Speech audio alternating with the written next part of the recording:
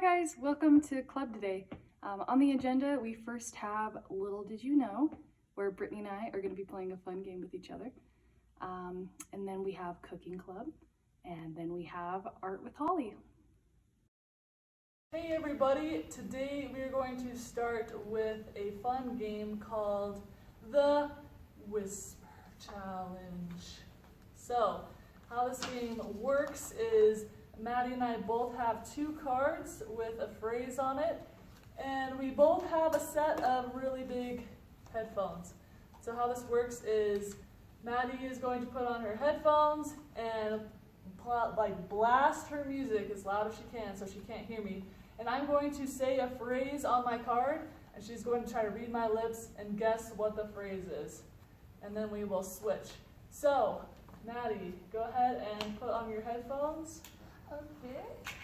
And see if you guys, we'll see if she can get it. Do you want me to play the music right now? Yeah, go for it.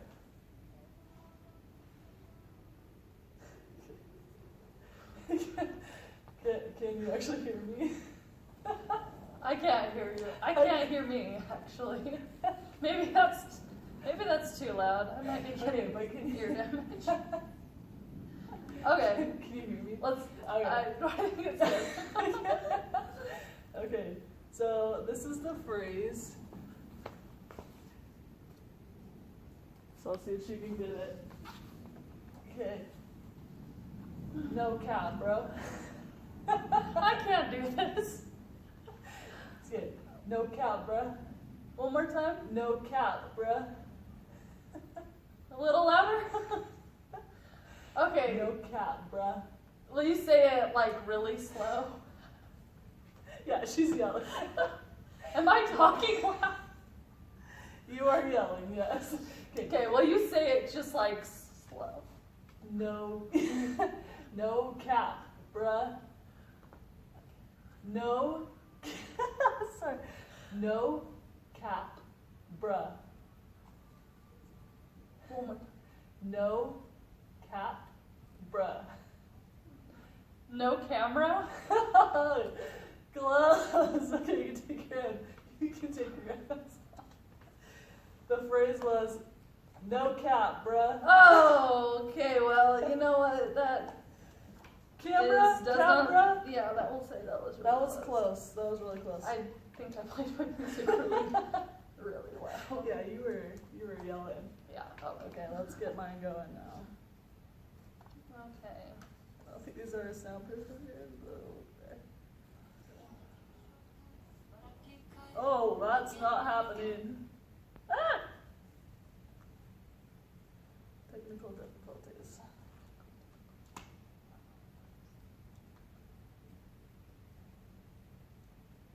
I hope these aren't too hard.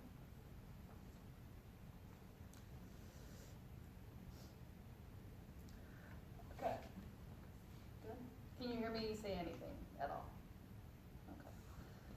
All right. So for our first card, we got a nice little "Who lives in a pineapple under the sea." Let's go. Okay. Who lives in a pineapple under the sea?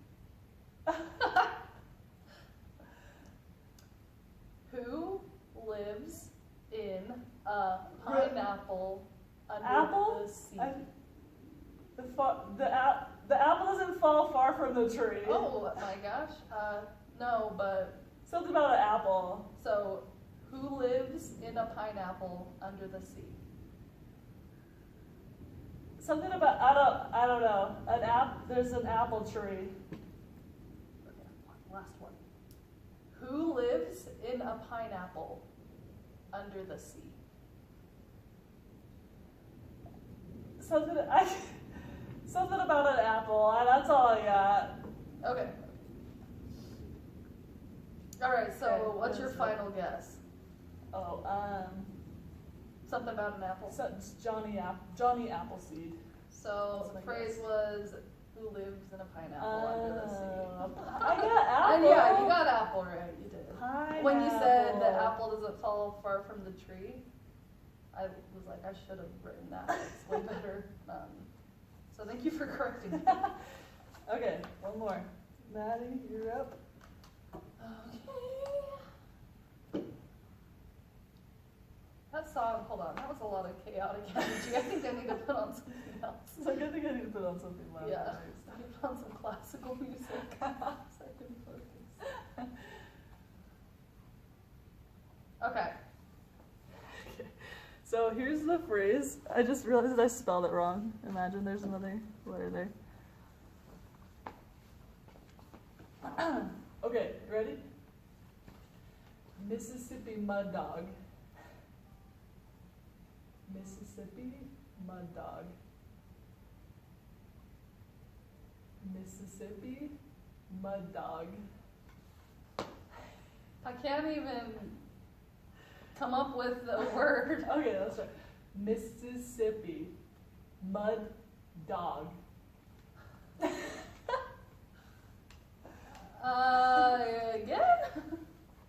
Mississippi Mississippi? mud dog. Mud dog. So, So Mississippi mud my mud- hissy? Okay, Oh, last one. Last one. Mud dog. Mississippi Mississippi mud mud mutt mud dog. Dog. Mississippi mutt. That sounds cute. Okay. Oh, okay, Take 'em off? Yeah, Should I take that? Okay. That wasn't going Okay, anywhere. what's your final guess? It kind of sounded like you were saying a Mississippi like mutt crawl or pup crawl, which I'd like to be a part of if that's what you were saying. That was actually really close. It was Mississippi mud dog. What's a Mississippi mud dog? I just made it up. Okay, I love that. I think I want one. Okay, last Last card. round.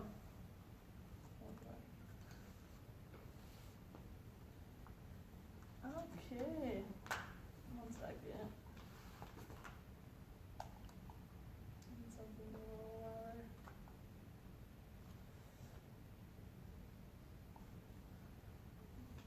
Okay. All right. This one's so stupid. How do I pick this one? It's I threw a walrus at your grandmother. Okay, let's see if she can get this one. All right. I threw a walrus at your grandmother. I threw. You got it again? I threw a walrus at your grandmother. So, you threw something at my mother. At my mother? I threw a walrus at your grandmother. You threw a radish. You threw a radish at my mother. I would never do that. At your mother. Okay. No, I wouldn't. I threw a walrus at your grandmother. I threw a walrus at your grandmother.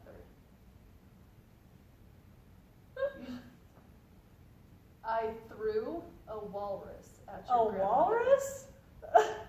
I threw a walrus at your mother. Okay, that was actually incredibly close. Was it? I threw a walrus at your grandmother. Oh, what? I thought I was crazy because it was I know, crazy. that's why I picked it, because I'm like, even if she hears it right, she's gonna think she heard it wrong, and she's gonna say something else, but you went for it. Wow, threw a walrus at your grandmother. Okay, wow. So, little did you know, we suck at reading lips. So It's hard, you should try it with your families, because that was fun, and that was really hard. Yeah, it's actually harder than it looks. So, give it a try. Okay, now get ready for some cooking club. Hey Teen Club, it's Bonnie. I am here for cooking today, and I'm going to do, I think it's a pretty simple recipe. It's called baking powder biscuits, and it's only got 1, 2, 3, 4, 5 ingredients, and they're all pretty common, so you should be able to make these. And they're super easy, and they don't take a whole lot of time. Your hands will get messy, so that's why I've pulled my sleeves up, because I don't want them to get dirty. All right, let's get started. So what we're going to do is we are going to get 1 3/4 cup of flour. So I got a 1 cup here.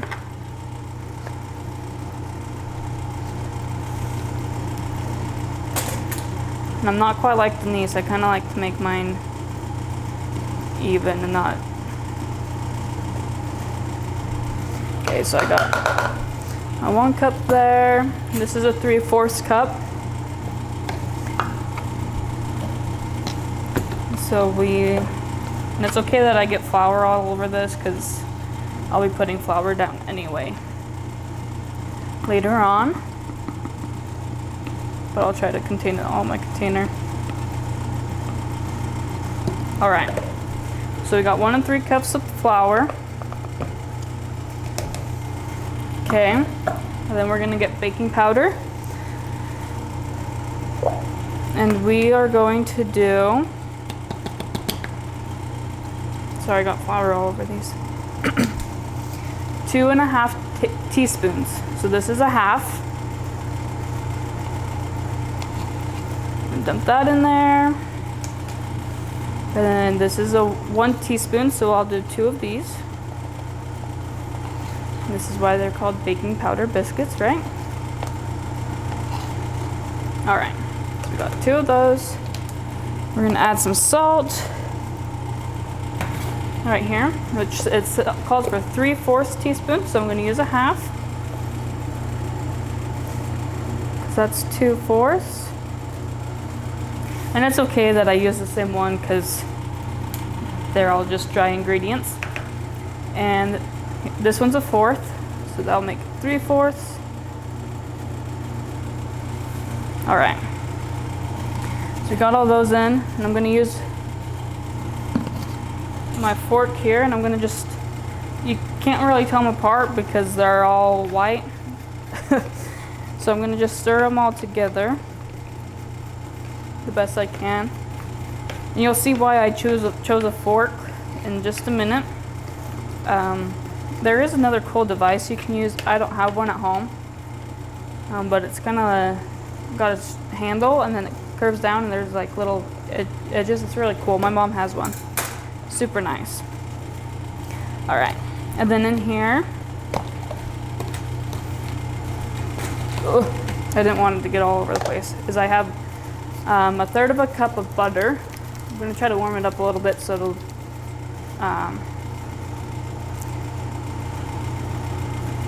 move easier. You can also use 1/3 cup of shortening. My family and I like to use butter, but if you want to use shortening, Denise used it in the tortillas last week. You can use that as well if you want. All right, so I've got my butter. Whoop, popped right down in there. Okay, so with the butter, what you want to do is you want to cut it in. So you know how Denise like mixed the shortening in with her flour last week? That we're gonna do like the same thing. So I'm gonna just, right now I'm just gonna cut the cube of butter into smaller pieces so it's easier to work with. And this is where your hands are going to start to get a little dirty. You can tell I got some flour already. So my hands are clean. Just cut it up into smaller pieces. I think this way makes it a little easier.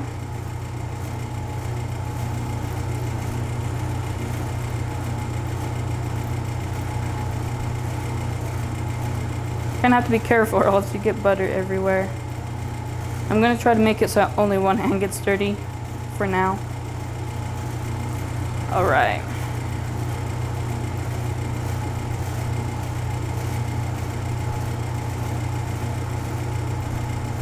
This butter's softer than I thought.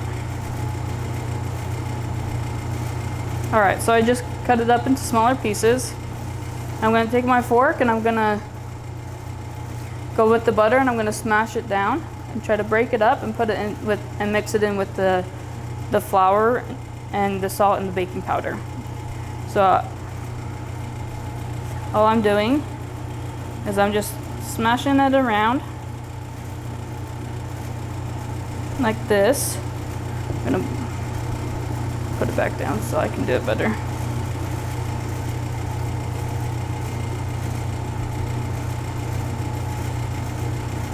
And sometimes it all sticks to your fork and you can wipe it off, scrape off your fingers.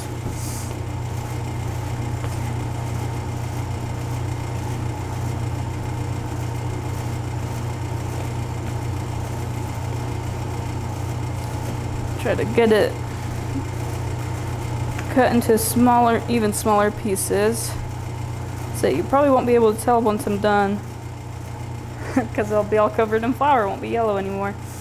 It'll just be white chunks and it's not going to be perfect. Like there are still going to be chunks of butter in there, which is okay because when you put them in the oven it'll melt and so they'll just have a buttery flavor to it, to the biscuit. And so you can do it with shortening. I've done it with shortening before. Honestly, I think it tastes better with butter, but like I said, it's totally up to you. And what you have, all right, we're getting close.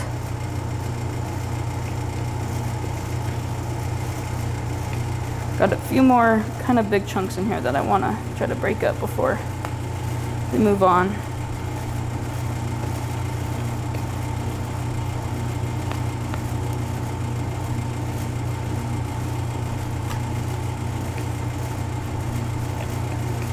All right, so now, oh, there's a big one.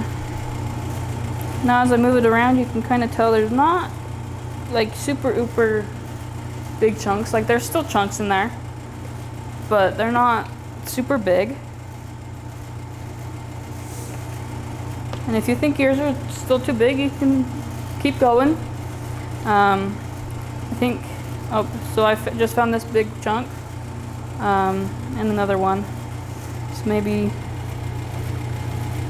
I'll go a little bit more.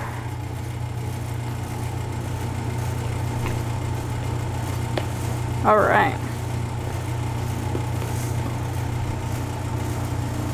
Oh, my light turned off on me. I stood still for too long. All right, and I just found a hair. Probably mine. All right, so now the butter is all in there. I set that down. And I forgot to grab this out. All right, so this is 3/4 cup of milk. I already measured it out. I just figured it'd be the easiest way to get it here to club. So what I'm going to do is I'm going to pour it in, but I'm not going to pour quite all of it because sometimes you don't quite need all of it. But I'm going to pour in majority of it, just leave just a tiny little bit out. And you can use your fork to help stir it around in there with the flour. And this is where the part where I'm going to get my hand dirty. If you don't like the filling of it, you can just keep using the fork. Maybe I'll try to just use the fork the whole time. We'll see if I can. Sometimes I just think it's easier to use my hand sometimes. So, all right. So I'm gonna get my right hand here dirty. And all you're doing is you're just trying to make it into dough. So adding this milk, and you're gonna get dirty. You can see it if you wear a black shirt. So you're just making it into dough. So you want it all to kind of turn into a ball. So you can kind of see how it's sticking more together. So what I'm going to do is I'm going to add more milk to it. I'm going to just put the rest in.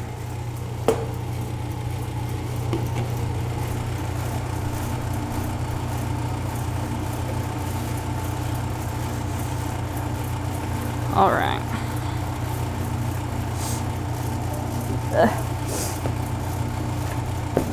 Okay. So now what I'm going to do,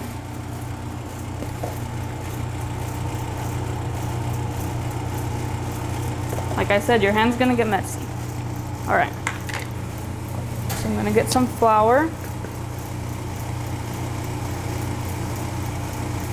And I'm gonna sprinkle it across. This way it won't stick to the bottom. I'm gonna pull it out. And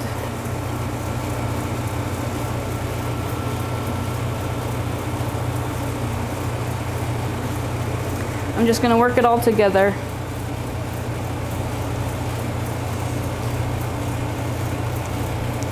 So that it all sticks. So let's see how it's formed a ball. In some areas you can kind of see where my bigger chunks of butter are, which is okay, like I said.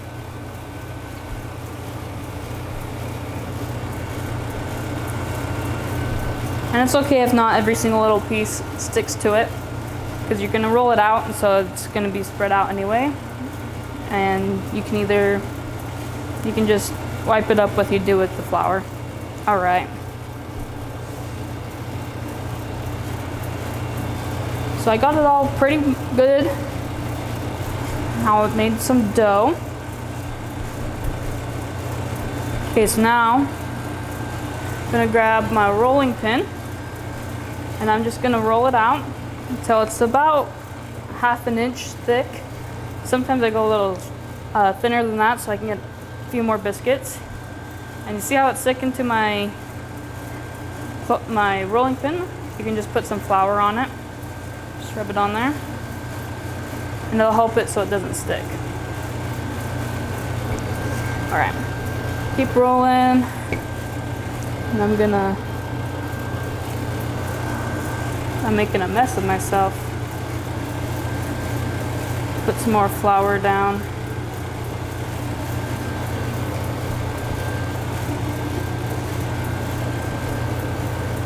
Gonna put some more flour on the dough to help it not be quite so sticky. All right. Keep rolling. Okay, and the thing is once we start cutting out the biscuits, you won't want to roll it out again. If you do, your biscuits will be, when you bake them, they won't grow at all. They'll just be super flat. So unless if you don't mind having super flat biscuits, that's okay. I definitely have done that before, and I was like, Mom, what's wrong with these? So if you don't want super flat biscuits, I would recommend not rolling it out again. All right. So we got rolled it out pretty good. So what I usually use is just the end of a cup. This is just one that was here at club. I have glass ones at home. At my mom's, they have a heavier plastic. And what you do is you just put it down. You just push down, you kind of wiggle it around. And move that out of the way. And you have a biscuit. And then you just put it on a cookie sheet or whatever kind of pan you have that you can put in the oven. So once you get them all cut out, I'm only going to do a few, so I'm going to do the rest at home. Once you get them all cut out, you might have some edges like this that look kind of funny. That's okay if you don't want to roll it out again. My family and I, we just bake them, and we just put them on the cookie sheet too. And so you put them in the oven at 450 degrees for 10 minutes or until they're golden brown. And I have some here that I've already have done. So here's my golden brown biscuits. So you see how they rise a little bit? If you roll them out again, they'll be more flat. And here's my crazy ones that were just the random little things that didn't quite make it into the circle. So there you are, and you can have them with butter, just butter, or you can do like butter and honey, butter and jam, just jam. biscuits and gravy. That's what I usually do. Is I usually do biscuits and gravy. So, or you can just eat them plain. I think they're delicious just plain as well. So it's all up to you, and I hope you enjoy them. And I want to see pictures of how your biscuits turned out. So if you want to send pictures of them, or you making them, to royteen@bgcweberdavis.org, and with a number to win a cool prize, because you never know, you might get lucky. Okay, bye. All right, and finally, we have some art with Holly. Hey guys, so today I'm going to be showing you something that's pretty simple, but it is one of the very important fundamentals of drawing, and that's shading. So I'm going to show you how to shade in shapes and just do a lot of cool different things that you can do with almost any drawing, because shading always adds depth to a picture, even if it's just like a simple cartoon. So that's what I'm going to be showing you today. So when it comes to shading, we can shade any picture we want.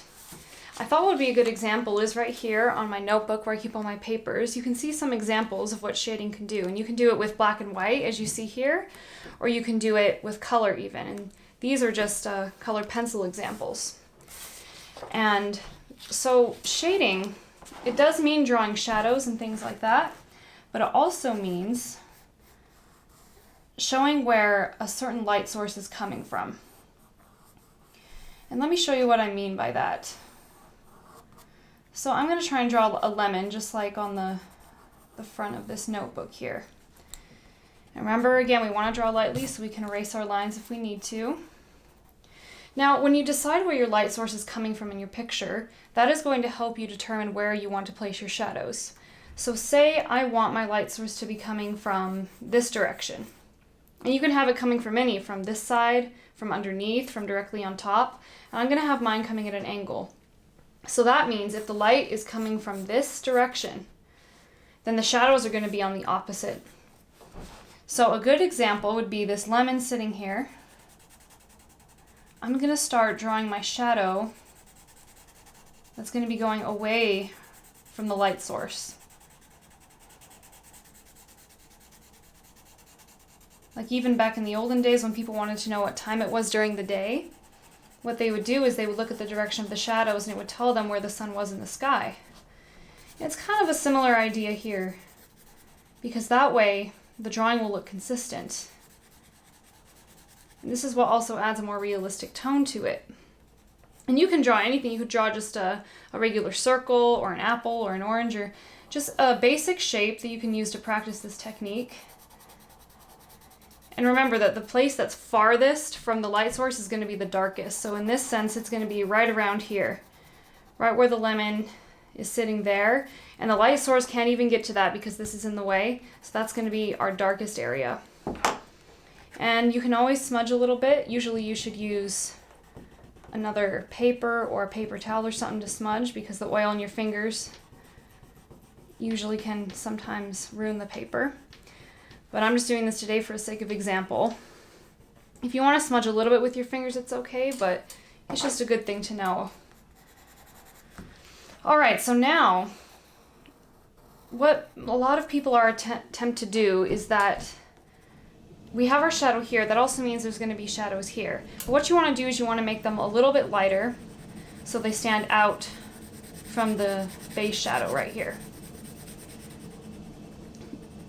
And in drawing, using light and dark as contrasting colors is very important. Not only to make something look realistic, but just to make something pop.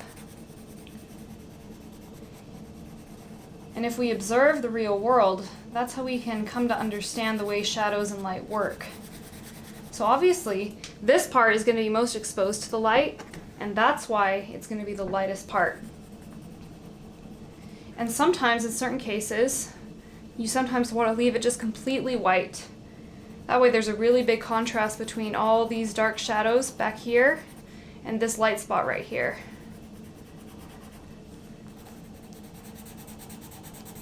And it really helps when you have a pencil that isn't super sharp, as you can see right here. Super sharp pencils are nice when you're doing details, but when you're trying to shade, it's best to have something that's just about so-so.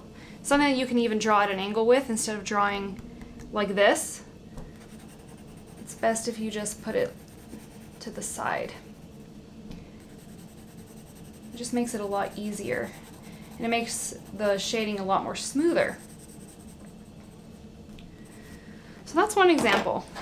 Like I said, you can do this with pretty much anything. I'm going to draw a couple more things just to give you an idea.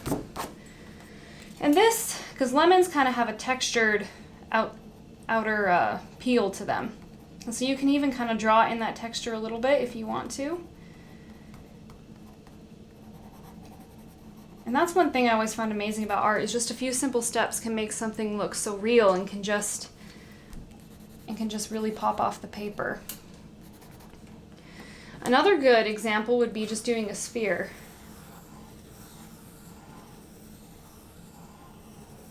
And it's alright if you can't draw perfect circles off the bat, I still can't either. But again, like if we have our light source here, it's really cool because right now, this just looks flat. It just looks like a bunch of scribbles on a paper. But with the magic of shading, we're able to make this look almost 3D. I'm going to show you what I mean. So again, our light's coming from here, and because this is a circle, the shadow is going to have sort of a spherical shape to it as well.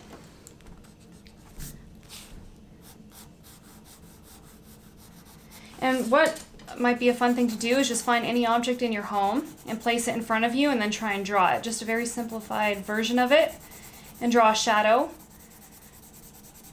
And even if you want to use the actual light source and whatever object you're looking at, like say the light's coming from the left or the right, then that's what you would draw with your object. So again, this shadow is going to be fairly dark. It's probably going to be one of the darkest parts of the drawing right here. Right under here is probably going to be the darkest area of the shadow, because this is where we know the light is absolutely not hitting at all, and that's why it's going to be dark.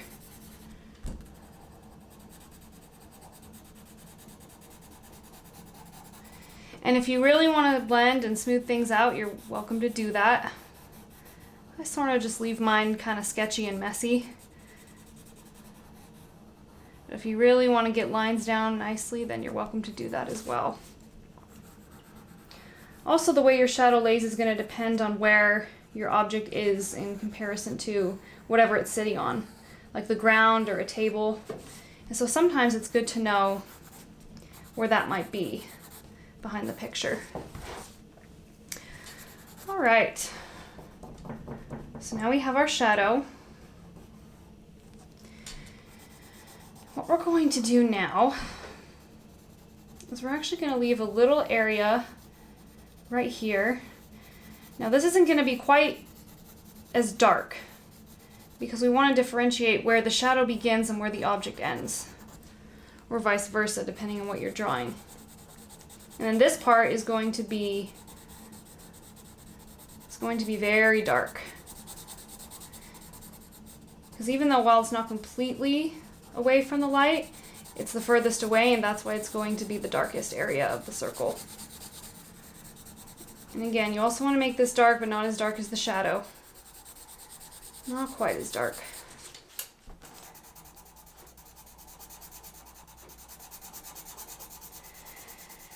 And the trick to this is as you go out closer and closer to where the light is hitting, you want to release pressure from your pencil, like not be pressing down as hard.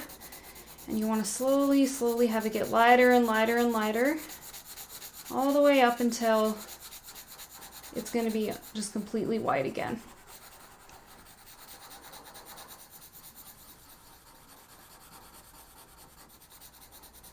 Just like this.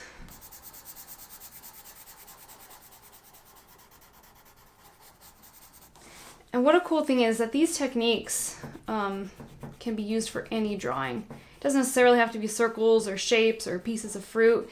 It can be anything, because if you think about drawing an animal or a person, like even just drawing a face, if you decide where you want your light source coming from, that's where you would proceed to put in all the shadows.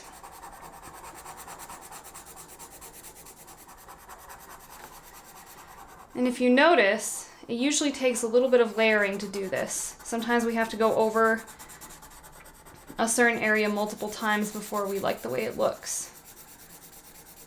Because we want the transition from light to dark to be as smooth as possible. And that's why the pencil you're using is also going to help.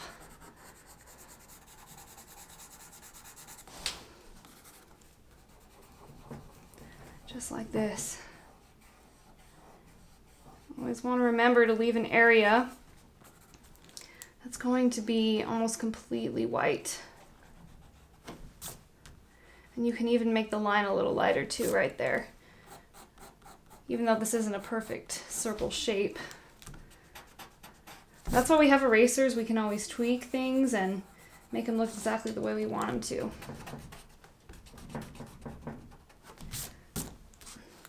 And whatever you need to draw for your guidelines, that way it looks proportional or looks the way you want, is always a good thing. Another thing to know is that the direction you put your pencil in also helps. I know that for smoother shading, going in the same direction really is helpful. If you noticed, I didn't just draw straight lines going all over the place. I drew lines that were going in the shape of the sphere, so in like a circle shape. It makes it a lot easier instead of having multiple lines all scratching around, because then it's not going to look as smooth and it's not going to look as cohesive with the rest of the drawing. So that's another good tip, is that always draw in the direction of your shape. Same thing if we were doing like a triangle. Let's do this for example. It's best to be going in lines that are vertical, just like this, because that mimics the shape of our triangle. Now I'm doing horizontal lines to go over it, because that can create sort of a smoothing effect over the lines, just like that.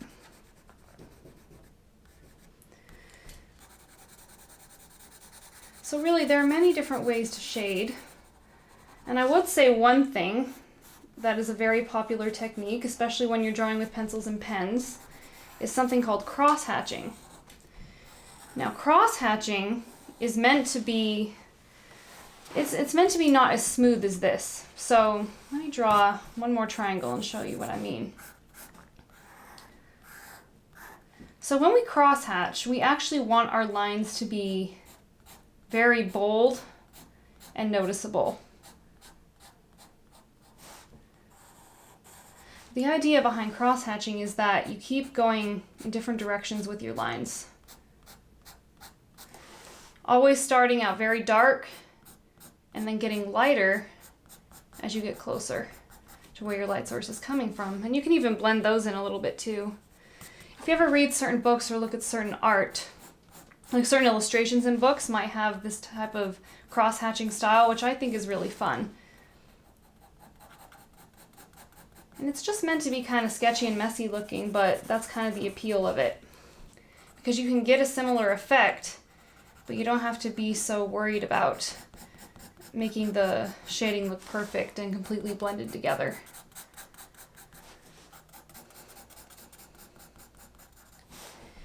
And the way you make it look darker is by going in different directions over and over and over the same area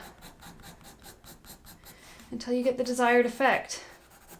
Now, I know that these are really simple things, and maybe some people might think it's boring, but the point of this is that this is going to help you draw anything better.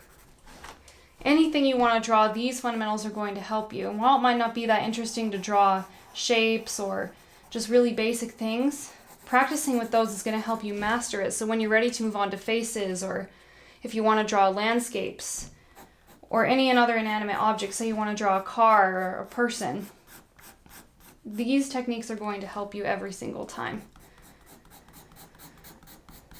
And you can even blend techniques together just to give it a bit of a different look. So that's all I have for today, guys. But I want you guys to practice this, and I promise you, even though it can be difficult, it's going to be worth it. Because this is one of the fundamentals of learning how to draw. And it's just going to help you all around. So just keep practicing, don't give up. And remember, when you mess up, you can always try again. So good luck, and I'll see you guys next week.